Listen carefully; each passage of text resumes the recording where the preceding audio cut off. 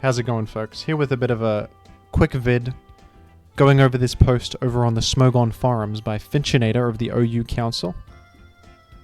On the radar, this is a post about the Pokemon that are problematic in the metagame right now that are going to be considered for bans. The council will vote on these shortly, I believe. And first up in this post is actually the concept of terastallizing itself is on the radar. The core mechanic, or the box mechanic of the gen, considering tearing action against it, it is an extremely powerful ability. It is, it can be very annoying to deal with. It enhances offensive mons enormously by either giving them perfect coverage options. For example, I don't know, Terra Blast can be absolutely any type, and with Stab, that can, with a new Stab type, you can sort of defy logic as an offensive mon and get whatever coverage you need to break through what would be a defensive check. So with this concept in the game, it's pretty hard to have like solid defensive checks to stuff. Especially a Pokemon like Iron Bundle can just Terra type water and smack absolutely everything. Even enhancing Stab on types like Water and Ghost is really broken.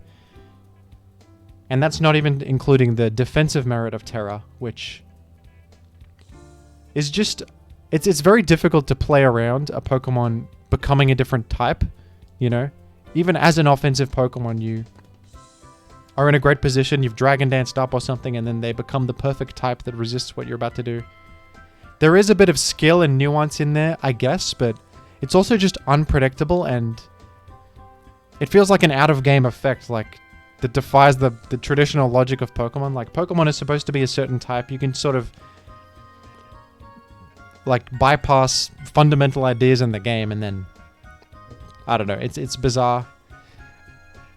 It's also a little bit fun. Like, it's kind of, I'm not sure how I feel about it, if I want it to be banned or not. I lean towards probably it being banned, mostly for the offensive. The fact that you keep both of your previous stabs and then gain a new stab, it's just so powerful. Or you can just double stab one of your existing stabs. It's just so strong. And it's difficult to play around such a thing. In team building and like just in battles in general. It is quite... Yeah, it's quite problematic. I guess we'll see how we go. It's still early. But the novelty's wearing off a little bit for me of the new mechanic, and it's kind of just starting to get annoying. It's starting to get a little bit annoying, if I'll be honest. Anyway, up next is Palafin, the first Pokemon here. Surprisingly, in the previous council vote, only one person, Finchinator himself, voted to ban Palafin. I would have thought Palafin is like a universally overpowered Pokemon. 160 attack and Jet Punch is like... I don't even need to say anything else, I think. This post talks a little bit about how there's a little bit of a drawback in its ability, which is it has to stay in the crappy form first and then switch out and back in. But anyone who's played this metagame, you know, we've all been playing it for a while now. It is not difficult at all to just switch in and out of Palafin. It's not hard. It's not like Palafin being in the original Dolphin form is going to be an exploitable idea. It's not like slow start or something that is just like a huge deficit. Or like, I don't know, Defeatist on who's that Pokemon? The rock flying guy? Like, those are really abilities with huge drawbacks that actually make the Pokemon suffer a little bit. But this one is so... You can either lead with Palafin and switch it out, defensively switch in once and then back out. It's really not hard to do it. It doesn't put you behind much at all. Honestly, it's... To consider that enough of a drawback for Palafin to be balanced, I think is kind of dishonest. Like, you haven't played the game, or like you're just making stuff up if you think that's the case, in my opinion. Clearly Palafin is, like, has to be banned. I don't think there's any argument, but I don't know. This one, I think, is like a foregone conclusion, in my opinion. We're starting to see a Moongus Even Amoonguss can't beat Palafin because you can just taunt against it. Terra type change to not resist, be weak to grass. Even Zen Headbutt can hit Amoonguss. You know, water absorbers are everywhere in the metagame, and Palafin can even beat, like, every water absorber. You could just bulk up in the face of Gastrodon. You can just beat Clodsire, either with Zen Headbutt or just bulk up Taunt. This Pokemon is, like, clearly broken. There's no argument, in my opinion. Anyway. Iron Bundle is next up, and I agree with this. In this post, they talk about the fact that Iron Bundle is very, very hard to switch in against. It kind of has perfect coverage with Freeze Dry and Hydro Pump hitting pretty much everything. The only thing that can really come in is like Blissey, or like really, really hard special walls, but even then you have options like U-Turn, Taunt, and like Encore to give you stuff to do in those matchups as well. I usually run U-Turn on it, and you can just pivot into... You're so fast. U-Turn is insane on you. You're faster than every other, you know, broken robot Pokemon, whatever they... I always forget the name. Paradox. You're faster than every other Paradox Pokemon. There's not much in the game faster than Iron Bundle, and you can just get free pivots. I run Boots on it most of the time. Yeah, I think this one is for sure, like, ban-worthy. 100%. Especially because, I think what makes it crazy also is Terra Water Hydro Pump can break, like, everything. You can blow through Corviknight. Yeah, like, the only thing is Blissey and Chansey. Those, like, the only things that can wall this, really. Maybe Assault Vest Slither Wing is something I use. Assault Vest users can wall this a little bit, but... Even then, like, you have Boots. There's no real way to make progress against this thing, and you can just get free U-turns. It's pretty busted, man. And it's too fast as well. Yeah, this thing's pretty nuts. It even has counterplay to, like, Sucker Punch with Sub. That's I've been doing that. I'm not doing that as much now. It doesn't feel as worth it, but... Yeah, this thing just... It's also extremely one-dimensional. Like, you just run the same moves on every set. There is an agility set with, like, Modest. That's a different way to run it, but most Iron Bundles just run like Freeze Dry, Hydro, U-Turn, or some other utility thing, and then like either Ice Beam or another utility thing as well, like Sub. Yeah, 100% ban-worthy. Wouldn't be too displeased, even though I use this on like every team. It feels like an auto-include. It feels like it's good on every archetype. It just... I really think this thing is busted. I've been abusing it a lot. Up next we have Cyclizar, which I finally tried out today and yesterday. I think that, yeah, 4 ban votes for this one. A bit more of attention on this guy compared to Palafin. That's so surprising to me that Palafin was voted on less than Cyclizar. To me, I think Palafin is far better than Cyclizar, but I guess the council disagrees. Anyway, yeah, the big thing about Cyclizar is Regenerator plus Shed Tail. To me, this is simple. I mean, Baton Pass is already banned. I know that Baton Pass is a different mechanic to Shed Tail because it can make OP chains with boosts, but the concept of Baton Passing a sub to something in one move is so strong. Like, that's crazy. So it halves its health, and then subs, and then Baton Passes the sub to something.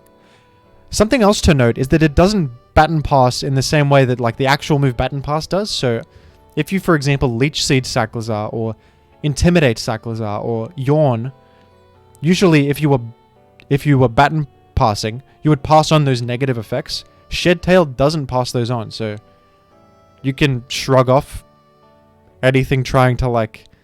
Because sometimes like intimidating a guy that's about to Baton Pass is a good play in metas where Baton Pass is allowed, or, you know, you get a stat drop or Leech Seed them or something, and then they can't really keep Baton Passing.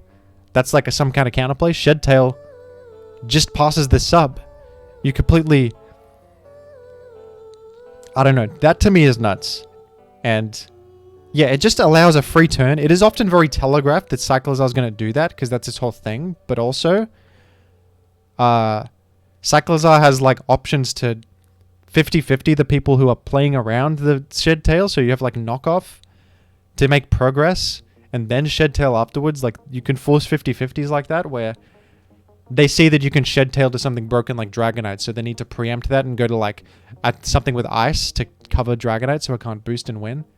But then you can just knock off. They switch out. Now you've made a bit of progress. You've removed their item. Then you could Shed Tail. The other thing is that if you need to reactively respond to the Shed Tail, it's going to force like some random double switch or some awkward play like going, I don't know, a Scarf guy with an ice move in the face of like a Dragonite that could come in and then sweep you. They can just respond and go anywhere they want and get a free sub on anything they want. Even your attempts to preempt the Shed Tail, or, you know, your best case scenario is that the Pokemon you're in against Cyclizar with is able to threaten everything on their team. Because you need to be able to threaten everything on their team to be able to break a sub on any given Pokemon that you could switch into, which is a lot to ask for. And then even that is a neutral exchange because you Shed Tail, switch out, heal back 33% with regen, you could do it again later. And then the worst case scenario for them is that you break the sub. It's at minimum neutral or even a little bit of an advantage to pivot to whatever you want anyway, allowing a free turn. And then if you don't break the sub, that's just so much momentum. Free turns, like, I think that Shed Tail is for sure a ban-worthy move. If not Cyclizar as a Pokemon, but there's some text here saying that Orthworm, the Pokemon Orthworm, also gets Shed Tail, and they want to see, like, is it broken on Orthworm? Is Cyclizar the problem because it's fast and has regen? Which I guess is kind of fair. To me, I think that the problem is the move, but it's fair enough to maybe consider, like, Orthworm isn't as broken as Cyclizar. And if you ban Cyclizar, then people are just going to start using Shed Tail Orthworm, maybe. So you got to identify where the problem lies, I guess. So it's still early, and yeah, I'll give them the benefit of the doubt on this, that they're trying to make the best choice with this one, but I'm glad it's at least on their radar, because it's pretty annoying to fight, and it is enabling offense even more. So yeah. Chien-Pao received no ban votes, which is kind of interesting, but yeah, Chien-Pao is another one. Insanely fast, incredible stab typing, and what I hate about Chien-Pao the most, what I think is most annoying about it, is that it makes the metagame center around Sucker Punch mind games. Because Sucker Punch is always like an offensive out for you if you're using Chien-Pao, but then everything that would die to Sucker Punch has some little counterplay to it with the either they boost up or sub or whatever. So basically, I feel like every game in Gen 9 comes down to a Sucker Punch 50-50. So even if they're at an advantage, they could lose to Sucker Punch if you don't get the coin flip guessing games right. And then, like, it's frustrating for you if you're up against a Chien-Pao. They always have this random safety net of winning the Sucker Punch coin flips. And we're seeing the meta adapt to this. Some stuff like Scizor is rising in usage because it threatens Chien-Pao with Bullet Punch and doesn't take as much from Sucker Punch. Although even Scizor actually is neutral to Dark, and Chien-Pao like nerfs his defense, but yeah, it does still win. Anyway. Yeah, I don't think that Sucker Punch should be such a central thing in the metagame, because it's making every game I play feel super coin flippy and annoying. There's so many games where, like, I'm trying to sub versus Sucker Punch and then they don't Sucker Punch. It's like, okay, well played, but also, why is, like, every game in this damn gen coming down to these 50-50s? It's really annoying. You know, in previous gens, like, usually the stuff that gets Sucker Punch is not, like, the top threats of the metagame. In my experience, anyway. Like, I don't think in Gen 8, like, Bisharp has Sucker Punch. Probably some other stuff gets it. I can't think right now, but yeah, Sucker Punch mind games can sometimes decide games in other gens, but in this gen, it's like the best offensive threat in the game, arguably, has Sucker Punch and can always use it as a backup option in these situations. So that's what's really annoying about Chien-Pao. The other thing is that it's surprisingly bulky. It doesn't seem bulky, but it has 80-80 defenses physically. You know, and I've had games where, like, I used Glaive Rush, which is a 120 power dragon attack, and Chien-Pao lived it on 5%, you know? Or, like, I used Draco Meteor from Cyclizar. Cyclizar's not that strong, but the Chien-Pao was at, like, half health, and it lived. It keeps living these hits that I feel like it shouldn't live, you know? It's... If you think of it, a Pokemon that's very comparable to Chien-Pao is Weavile. Weavile is really, really fast, really good attack, but it's super, super frail. That's the way it's balanced. Chien-Pao is pretty frail, but it has, like, in my opinion, too much bulk for what it is. Where it lives these hits that it has no business living. Like, imagine Weavile living an Outrage from full. Baxcalibur has freaking 140 base attack, 120 power stab attack, and this guy lived that move. Like, that's just wrong, in my opinion, you know? This thing should have, like... Let's just look at what Weavile's stats are. I don't even remember, but... Yeah, like, its defense is super low. 65. 70 HP. Even 80-80. It's not much, but...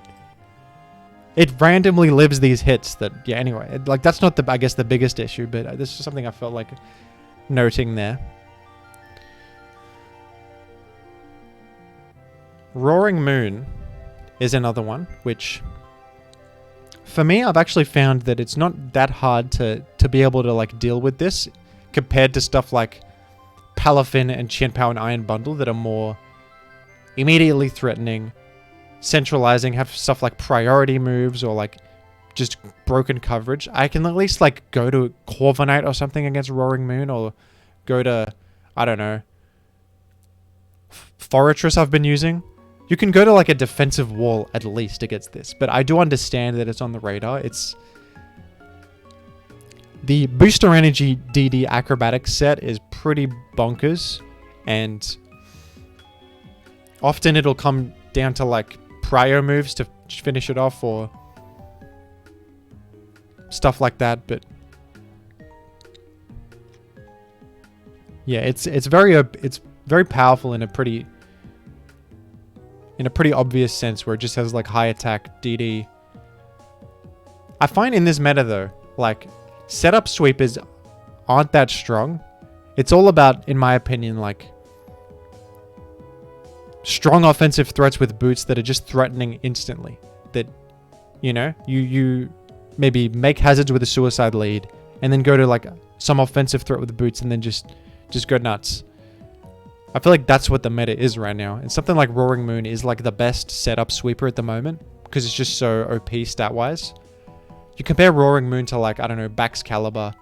I guess Dragonite is quite good, but then Dragonite is also immediately threatening because it has E-Speed, which is also nice in this meta where there's a bunch of prio, so you could argue Dragonite might be a better boost sweeper, but Roaring Moon is, like, the best one, probably. Especially with the Booster Energy set is pretty insane. But I think that the thing is, Chien-Pao creates annoying situations. Palafin has limited counterplay. Everything that does counter it doesn't really counter it.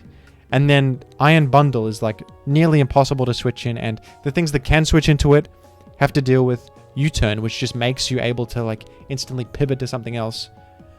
So Roaring Moon at least can be answered, in my opinion, but I do understand that it's on the radar. Something that I would like to add to the radar, if I may. I know I'm not a member of the council. I'm not, like, a new gen genius or anything, but Iron Treads, I think, is insane. This Pokemon, I think, is ridiculous. It is so much attack, so much defense, and so much speed. Like, you compare this to, like, Garchomp. I don't know. Garchomp has traditionally been, like, the best, bulkiest, offensive lead. And it's one of its benefits is that it's just over 100 speed. It gets to 333. Like, that's a really good speed tier. Look at Iron Treads with the huge defense, the speed, and access to Rapid Spin. You can run Booster Energy on it if you want, for, like, free stats if you like. You can run like Focus Sash, be a suicide lead, run, I don't know, lefties, be insanely defensive. Rapid Spin also boosts your speed, which is... This thing can sometimes be like, okay, it's a defensive wall that's also going to kill my whole team now because it rapid spun and now nothing outspeeds this. I don't know. This thing to me is like... I think it's a step beyond Great Tusk, the alternative Donphan, because this thing has better defenses but lower speed. I think Iron Treads... It's kind of insane. And another Pokemon I think is ridiculous is Ting-Lu. Because... Pretty much just look at this thing's stats. This thing's... is so... No defensive Pokemon are on the radar yet, really. But... A defensive Pokemon that has really been, quite frankly, peeving me off is this guy. It has Whirlwind, which means like any setup sweeper is effed against this almost. Like, it gets 500 attack. You can run... Its ability is also crazy. It reduces special attack. So, like... Even something like, in my experience, Iron Bundle is not doing a lot to this if it has, like, Spadef Careful. And then it can just chip heal up. I think it's got Protect. Has it got Recover? You want Rest on it. Body Press on it. With its huge defense. I hate this Pokemon straight up. It's a bit like... Is under the radar the right term? Like, no one's really thinking of this as like something ban-worthy, but I think that my prediction would be once we settle all this nonsense we've got so far on the radar, all these offensive guys, plus Shedtail, plus all this crap, I think we're going to start seeing Ting-Lu as the insane threat that it is. To me, this is just an Uber's Pokemon. Like, these stats are not alright in OU. It also has 110 attack randomly for just okay, like Earthquake. I don't know, man. I hate this guy. Anyway, whatever. No one asked Jim in particular. Okay, thanks for listening to me talk about Pokemon for 22 minutes. If you would like to see some Gen 9 ladder gameplay, I've been playing since day one, 2 vids a day, at least. Experimenting with stuff, trying to build good squads. My favorite squad at the moment is a Fortress Hyper Offense with Iron Bundle, Chien-Pao, all the broken stuff. I've also tried Baxcalibur. It's having a rough time in this meta, in my opinion. Stuff like Espathra. I tried Calm Mind Stored Power Set on Espathra. It was alright, but also that's something that gets destroyed by Ting-Lu, which I found out the hard way. Anyway, if you'd like to see some Gen 9 gameplay, please like this video, subscribe to the channel, and let me know in the comments down below, what do you think is on the radar that isn't listed here? What listed here do you hope does get banned? For me, I hope that Palafin gets banned. If Palafin doesn't get banned, I don't know what's going on. It's so obvious to me that Palafin is insane, but... and it's surprising that it only got 1 vote. I'd like to shout out Finchinator for voting for this. I feel like Finchinator is always... on the ball with his choices on these stuff, especially in Gen 5 OU, where the council is very indecisive and about a lot of stuff. He's always trying to improve the games, improve the formats. I'm a Finchinator fan in that respect. I hope the other council members can finally admit that Palafin is nuts. If Palafin's not banned, I don't know what to say. Anyway, thanks for watching. Goodbye.